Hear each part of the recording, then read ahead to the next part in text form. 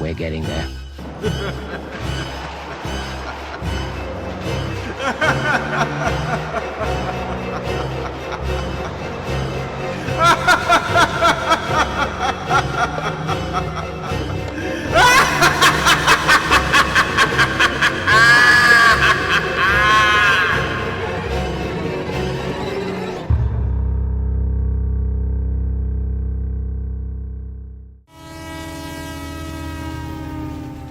The London and North Eastern Railway Class U1.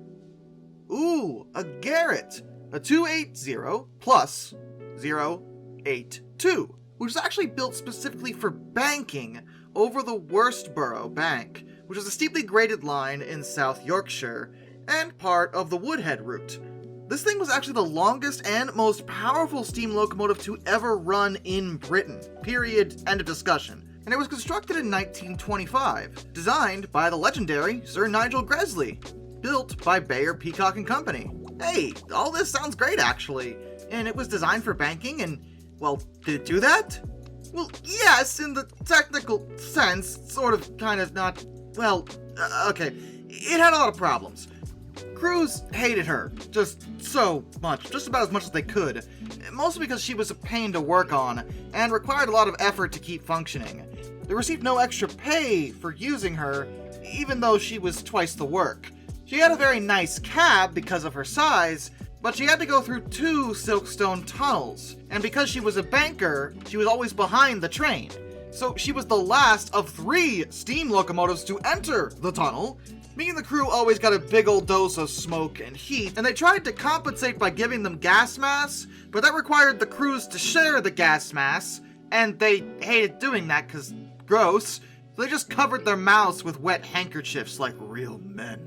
She was adequate at her job, but not very successful. That's the main reason why she was one of a kind. They never made another one of her. She suffered damage to her firebox pretty early on, and that had to be replaced. And she was never able to steam very well, and was a big baby about coal. Just a big, whiny baby about coal. And by that I mean she just couldn't run on low-quality coal. A lot of locomotives could get away with that, but she couldn't. She needed only the best coal, and lots of it.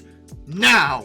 When the route she was designed to run on was electrified, they had no need for her, but they decided to keep using her anyway, and moved her over to the Lickey Incline to help supplement another banker, an arguably more famous one, Big Bertha, who was a 010.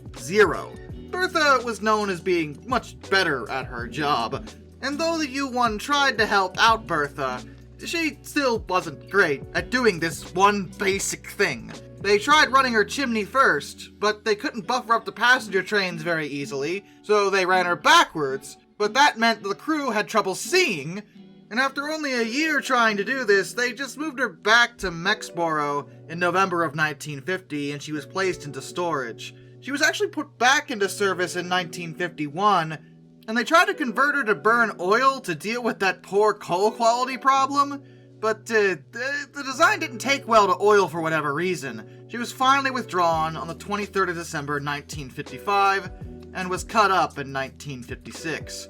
She was in service for a pretty long time, but it's hard to call her a successful locomotive when the entire time she spent working, she did it while making her crew's life absolutely miserable.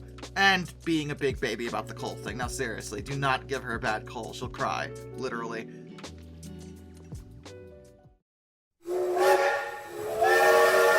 The General Electric steam turbine locomotives.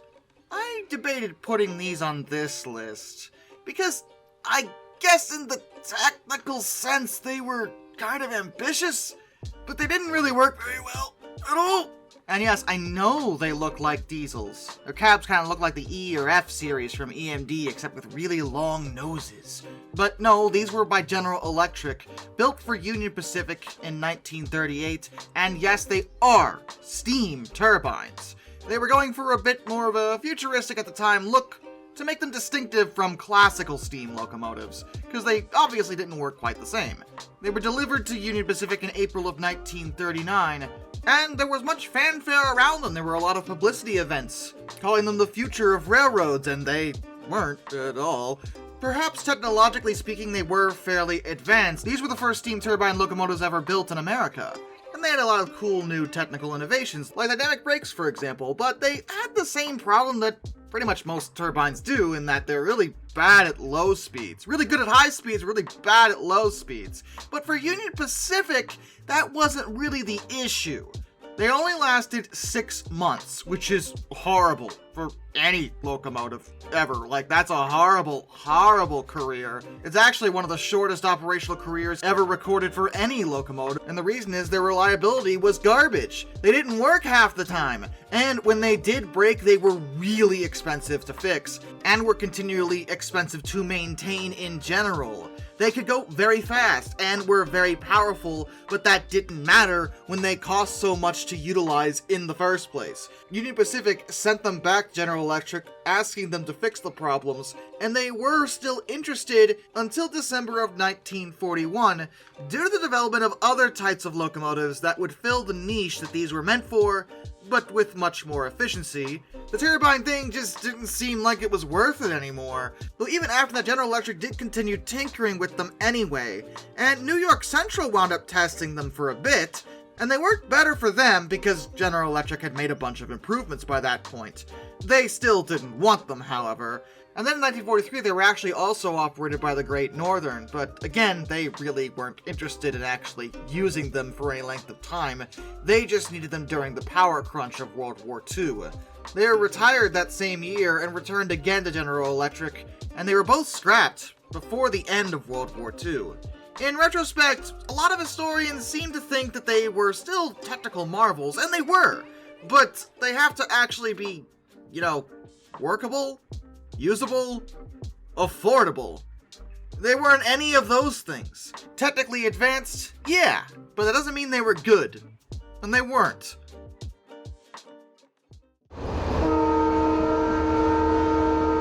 The SNCF Class X 72-500. These are a little bit more recent, but they were constructed between 1997 and 2002, and a total of 117 were built, and there's still 85 in service. These were built for SNCF, which is the French national state-owned railway company.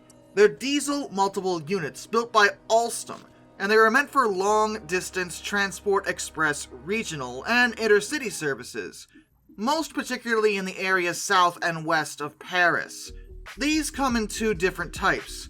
There were 92 car sets built, and an additional 15 3-car sets.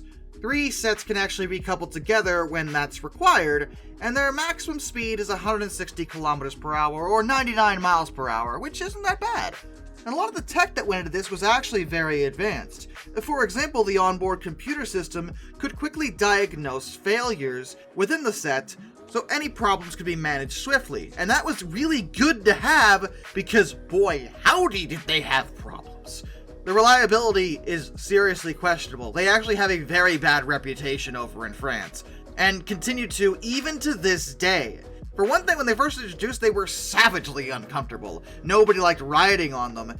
And they actually had 2 different retrofits, one in 1998 and another in 1999, to address both passenger comfort as well as continued operating problems. Even by 2006, recurrent problems still existed with these, mostly with their electric system, as well as the devices that were meant to open and close the doors, which you may recognize as fairly important. Obviously, they weren't complete garbage as France continued to use them, but then again, maybe they just didn't have a choice. It may be one of those cases where they just didn't have enough money to spend on getting different ones after they already invested in these, so they just kept having Alstom fix them, or just fix them themselves.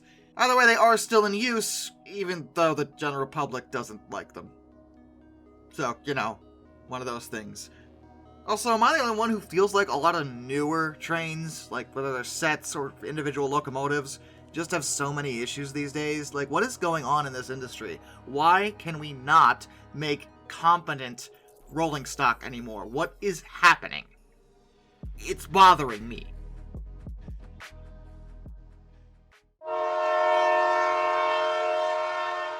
The Midland Railway Paget locomotive. This one was difficult for me because I almost put it on mad science experiments, because it is, but it was so terrible that I thought I'd just put it here.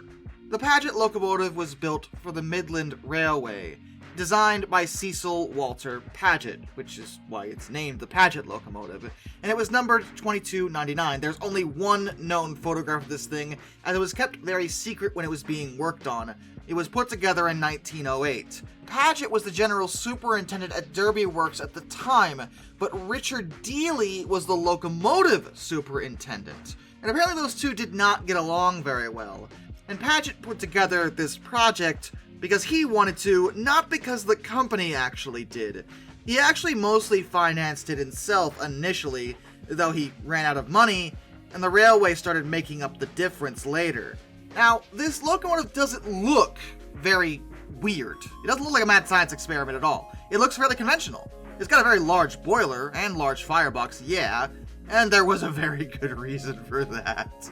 See, this thing had 8 Uniflow cylinders. 8 cylinders! Yes, really! This was a 262 with 8 cylinders! Why? What are you doing, Paget? Okay, so the way this worked is so bizarre, but I'll try to explain it. The 8 cylinders, still can't get over that, were arranged in 2 groups of 4 that were placed between the first and second, and the second and third driving axles, with rotary steam distribution valves placed over each of them. A bronze sleeve in the valve body was rotated to control the cutoff. 2 of the cylinders were connected to the forward pair of the 6 driving wheels. 4 of them were connected, 2 on each side, to the center pair, and the final 2 were in the last pair. Those drove a jack shaft which operated and reversed the valves. If it sounds weird, that's because it is. I'm not familiar with any other locomotive, that I could think of off the top of my head anyway, that worked quite like this one. Certainly not with 8 cylinders. I mean, you have more cylinders than you do driving wheels. What are you doing? And, well, it didn't work at all. They managed to tinker around with it for about 10 years, and Paget wouldn't give it up, believing that this was definitely going to work, he promises. But what kept happening was, well, seizing. The phosphor bronze sleeves in the cast iron steam chests kept having this particular failure, and there was leakage in the glands and piston rings. These problems were never solved.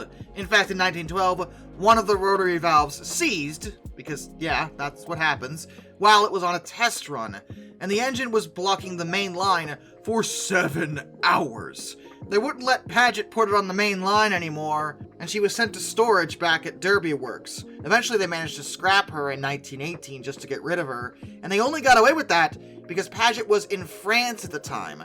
When he got back, he was probably pretty upset. That was his baby. But I'm sorry, Paget, your baby didn't work.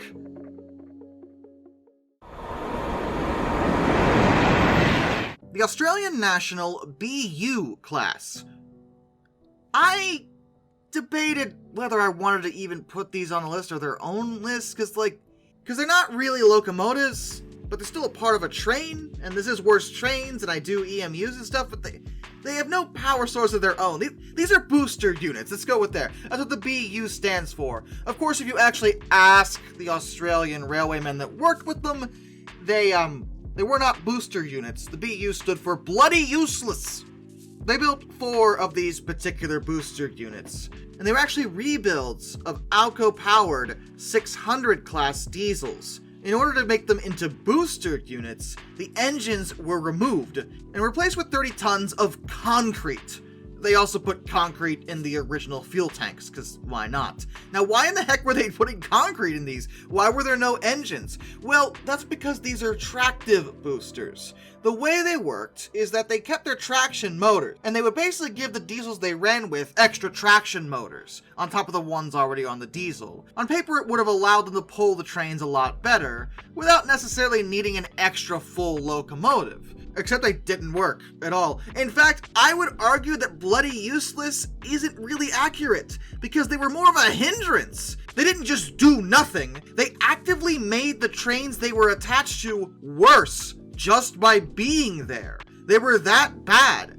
For one thing, they were dead weight above 80 kilometers per hour, because they could not go very fast. So that was already an issue. But on slower trains, that probably wouldn't have been a big deal.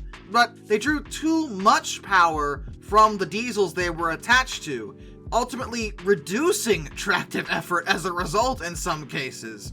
They also had dynamic brakes, which is good. Those caught fire. Great. They realized the problem was a lack of ventilation, so they fixed that.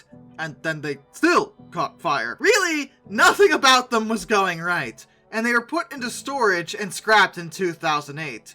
Easily one of the worst things that Australia ever created for their rail lines. And I'm not trying to come down on Australia, but this is definitely their low point. It's a box of concrete on top of some traction motors, and somehow you managed to make that catch fire. What?